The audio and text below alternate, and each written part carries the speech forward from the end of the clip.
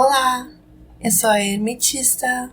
Estou aqui de novo para continuarmos a leitura do Para Entender o Caibalion, capítulo 7. Uma leitura comentada. O princípio da correspondência. O princípio da correspondência. O que está em cima é como o que está abaixo, e o que está abaixo é como o que está em cima.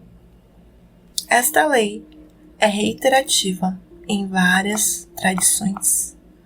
Não se trata aqui de uma relação de igualdade, de algo idêntico, mas sim de similaridade, de algo análogo, correspondente e simbolicamente. O que há no micro corresponde ao que há no macro. O universo tem equivalentes em todos os planos. Algo extremamente interessante. Este princípio nos permite trabalhar com analogias do conhecimento ao desconhecido.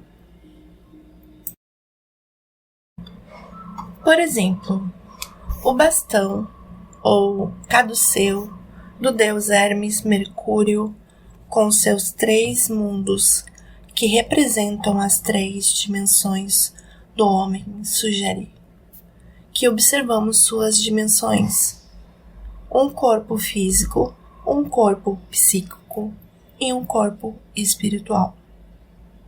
Percebemos que há analogias muito importantes na maneira como deveríamos tratar esses 3 corpos, embora no mais das vezes não nos damos conta disso. Vejamos, o plano físico não é qualquer alimento que serve ao corpo. Sob pena de grave intoxicação, devemos banhá-lo todos os dias para eliminar o que ele se adere e o polui, podendo adoecê-lo. A partir desse plano conhecido, entre aspas, podemos prever analogias interessantes sobre o comportamento necessário nos 2 planos, nos 2 outros planos, que não conhecemos muito bem. Não seriam esses conselhos úteis também para lidar com os outros planos? No plano mental, por exemplo, não seria correto afirmar que devemos evitar ingerir qualquer informação ou tendência sem verificar antes se aquilo é ou não um alimento sadio? Ideias distorcidas e contaminadas de inverdades não produzem estados de intoxicação? Não deveríamos limpar nossa mente periodicamente para extrair dela todas as impurezas que foram se aderindo pelo caminho? Logo, com base no conhecimento, podemos aprender muita coisa acerca daquilo que não vemos. Esse princípio nos traz possibilidades muito úteis para operar em planos que não nos são tão acessíveis. Na página 95 há uma figura bem interessante representando a geometria da 3ª dimensão, feita com computação gráfica. Platão ensinava que é possível extrair uma lei geral a partir de qualquer coisa que dá certo e aplicá-la em qualquer outro lugar, de forma corretamente adaptada a esse novo plano, obtendo sempre bons resultados. Por outro lado, é possível extrair a percepção de um erro que atropelou uma lei universal de tudo aquilo que não oferece boas respostas, para que este erro não seja repetido. Por exemplo, eu poderia dizer que a terceira lei de Newton, toda ação gera uma reação em sentido contrário e de qualquer intensidade. Aplica-se muito bem no plano psicológico e no plano espiritual, sendo idêntica àquilo que, na Índia, se denomina lei do karma.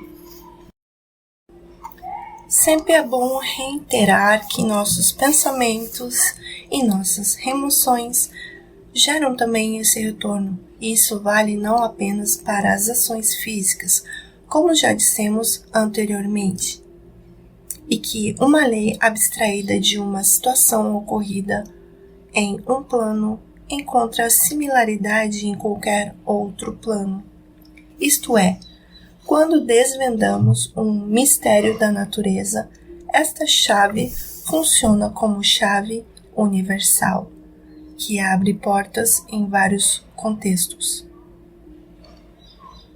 Vou contar uma história bem singela. Adoro histórias singelas, pois, em geral, são as de compreensão e memorização mais fácil. Eu e muitos companheiros somos voluntários na Organização Internacional Nova Acrópole, escola que ensina filosofia à maneira clássica, com sede em 60 países. E todos nós trabalhamos na construção de nossas próprias sedes em Brasília e no entorno da capital. Em uma das sedes, minha participação teve início ainda na fase da fundação do edifício, em 1989. Quando chegou aquela árdua parte de rebocar as paredes, tínhamos 2 ou 3 pedreiros e nos orientavam e se divertiam com a nossa falta de habilidade para a função. Percebi que a tarefa era bem mais complicada do que eu imaginava. Nós, leigos, tirávamos a massa na parede com aquela pá de pedreiro e tudo caía no chão. Então o pedreiro ia até lá e, sem nenhum esforço, arremessava a massa e ela grudava. Em certo momento, depois de muitas tentativas frustradas, concentrei-me e passei a observá-lo. Observei qual era a distância que ele ficava da parede, a quantidade de massa que ele colocava na pá e a força que aplicava. Memorizei tudo e fui até lá. Calculei a distância da parede, a quantidade de massa, o impulso, todos os detalhes que havia observado e arremessei. Não é que a massa grudou? Depois disso, fiquei muito orgulhosa com a minha performance única e quase brindei com champanhe a minha conquista, mas terminei indo fazer outro trabalho porque, evidentemente, não tinha vocação para aquilo. Ficou claro que, num contexto como aquele, um pedreiro será sempre melhor que eu na atividade de rebocar paredes. Porém, essa experiência me ensinou coisas aplicáveis em vários outros setores da minha vida. Por exemplo, eu estava, certa vez, conversando com uma pessoa muito descontrolada emocional e psicologicamente por conta de problemas pessoais. Fiquei ouvindo-a falar e esperando o momento certo para interferir com um comentário que pudesse ajudá-la. Era preciso permitir que ela desabafasse um pouco para se acalmar, mas não tanto a ponto de que isso a deixasse tão abalada emocionalmente que não conseguisse ouvir mais nada. Eu não poderia falar muito, porque Naquele momento, ela não estava preparada para ouvir grande parte da verdade. Mas eu tinha o dever de falar algo que mudasse seu ciclo mental sem chocá-la. Era preciso que eu transmitisse parte da verdade, e essa porção não podia ser nem demasiadamente nem insuficiente, porque, neste último caso, não teria efeito algum. Eu não podia falar com dureza, pois com isso ela se magoaria. Teria que falar com firmeza, pois, caso contrário, não teria credibilidade. Então, achei a quantidade certa, a intensidade certa, a hora certa, e a mensagem grudou. Isso é, penetrou a sua mente de maneira eficaz. Esta é a particularidade dos filósofos. Um aprendizado oferecido por eles é uma chave e significa várias portas abertas. Já aqueles que chamamos de técnicos, conhecedores de um único ponto nas ocupações tidas como úteis, geralmente dominam uma única aplicação desse princípio, aquela para a qual foram formados tecnicamente, mas não usam esse conhecimento para, por similaridade, se aproximarem do princípio universal da vida. Aquele que, ao ser compreendido, lhes permitiria viver melhor.